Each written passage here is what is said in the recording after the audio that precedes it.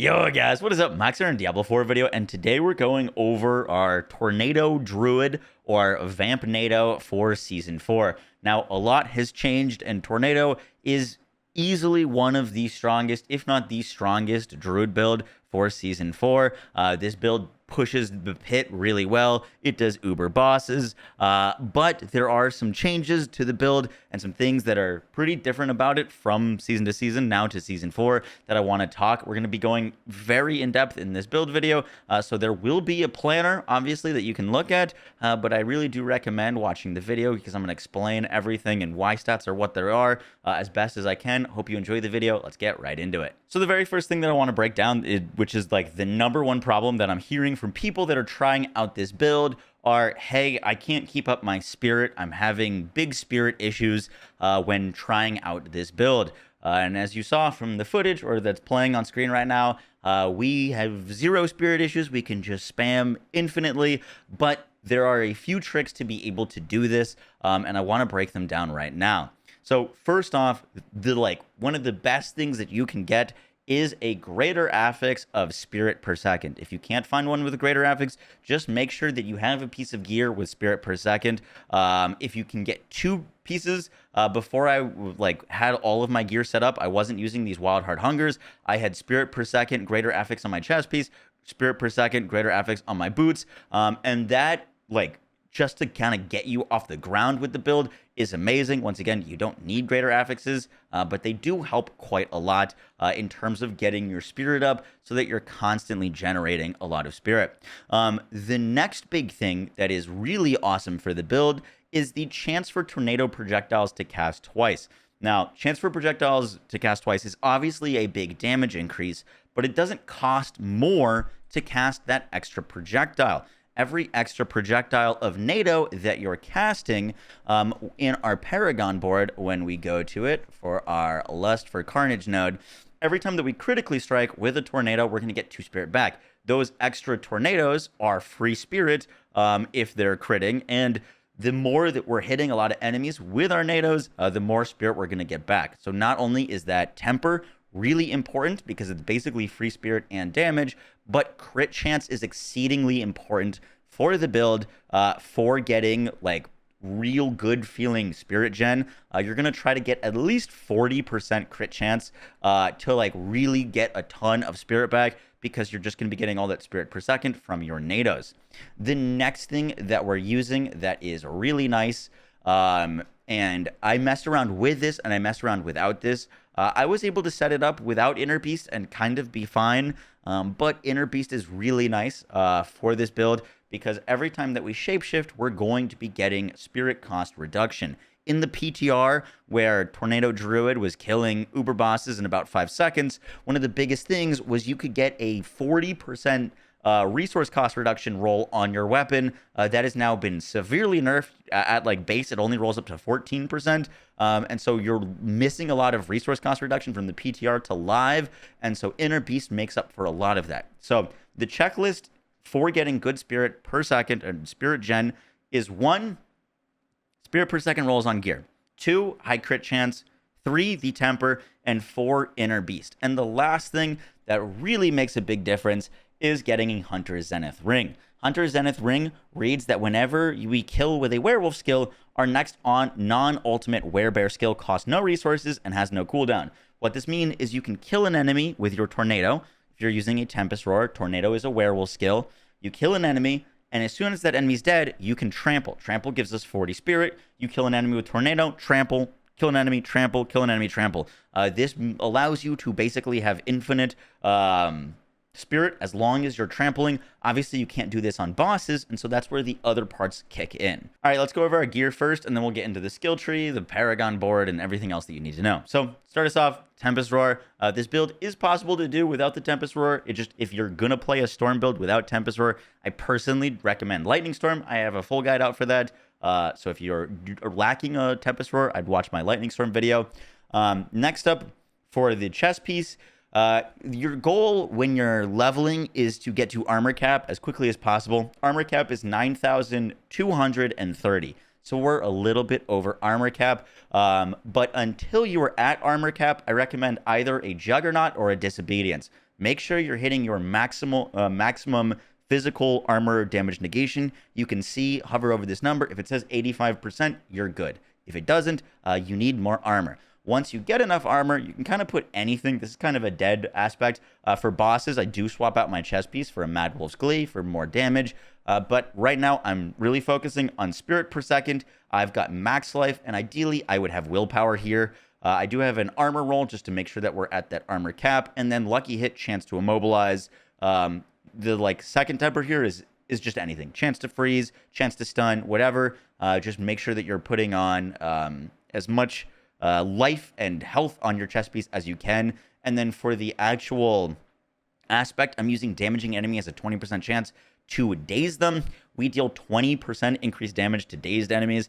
This is just another damage multiplier that we can get. We actually have really good survivability on the build, and there isn't too many great other defensive aspects to use, so I went for a damage aspect there. Next up on your gloves, God Roll gloves are crit chance, attack speed, ranks of Tornado. I have not found a max rank gloves yet. I haven't found crit chance attack speed Tornado. My gloves are pretty bad, but you're looking for those rolls, damage too close, and then another CC, whether it be chance to immobilize, chance to freeze, chance to stun, and then we're using Storm Chaser's aspect for a Tornado to seek enemies here. And then the masterwork that you're really trying to hit here is either the ranks of Tornado or damage to close. Next up on your pants, once again, go for big survivability. I've got willpower, max life, and armor here.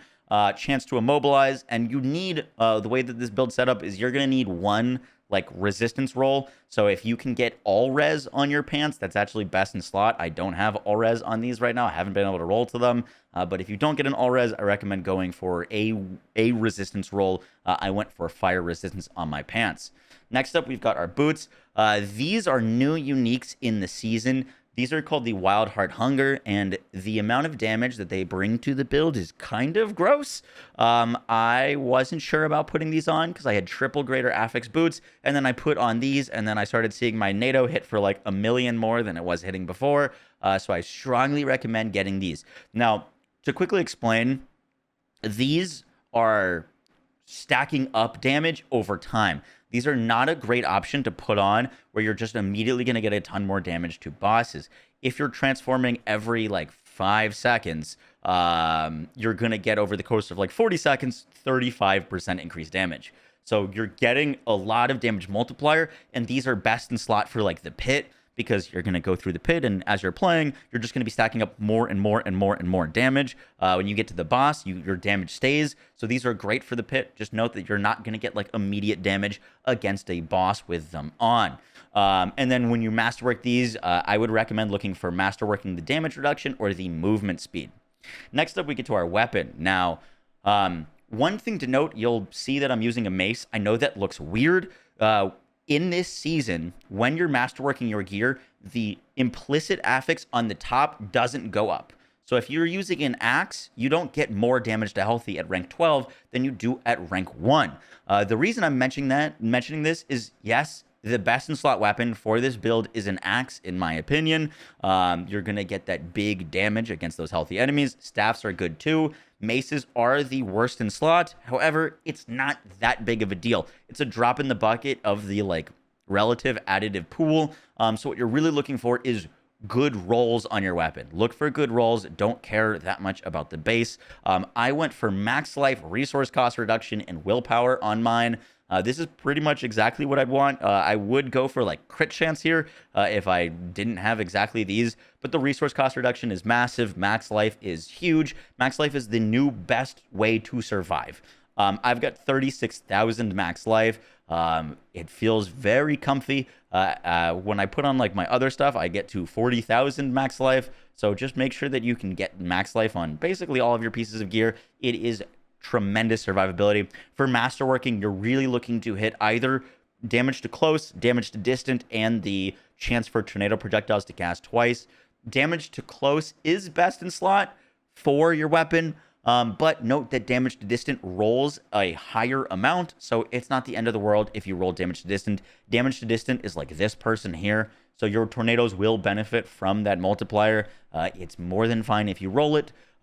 Just kind of look for all those things. If you go to my Thunderstruck node right now, I've got a 137% damage multiplier on it. And then when we go do our bossing, which I'll put on like a better ring, for example, because you're going to use 2 rings with damage to close, then I get up to a 156 damage multiplier on Thunderstruck, which is freaking amazing. Thunderstruck is why the Tornadoes and Lightning Storm builds are so strong this season. For your amulet, your god roll is going to be max life, attack speed, crit chance, damage to close, and either ranks to a Digiturret Great, which gives you more movement speed, or resource generation. If you want more movement speed or resource gen, that's kind of up to you.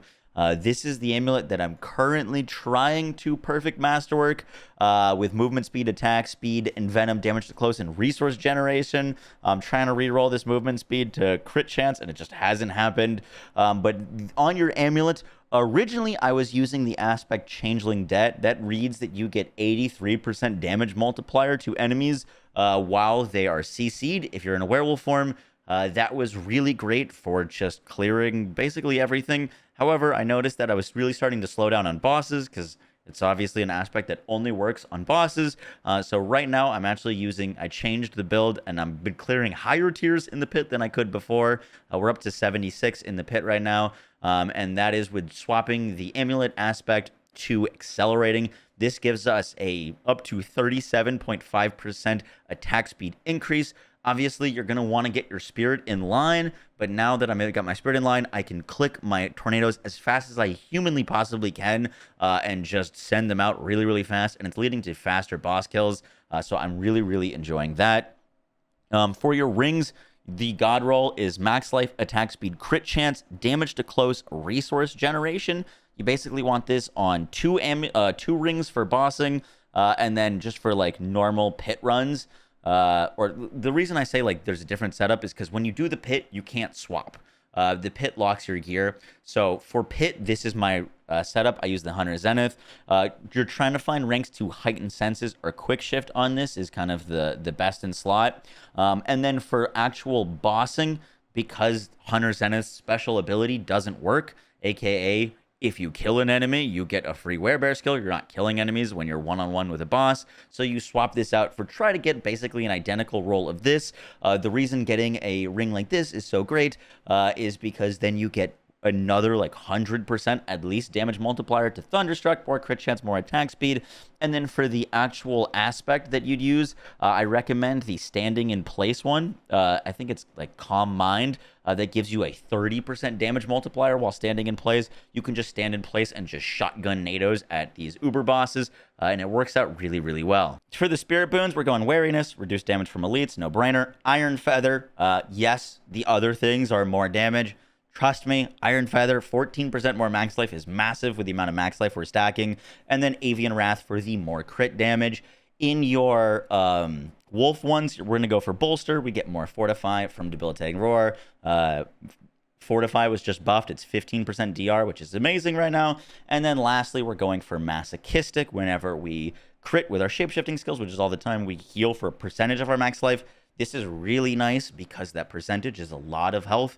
And we can proc this pretty often because we're critting pretty often. The reason why originally this build was called Vampnado, because the idea was to get as much attack speed as possible, cast Tornado as much as possible, and then we're able to just heal a ton from a few sources. For our skill tree, put 2 points into any basic attack that you want. We won't be using basic attacks. Then we're going to be going into Tornado, make that Tornado vulnerable. We're going to max out Wild Impulses. This is now working. In previous seasons, this was bugged and didn't work. It works now, so that's great. More crit chance, movement speed, and damage reduction whenever we use our bear form.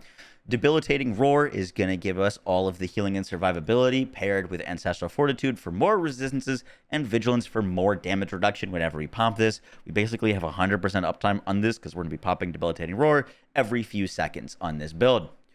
Next up, Wolves, we don't care about. We have more than enough Fortify from Debilitating Roar, so this is a waste of 2 points.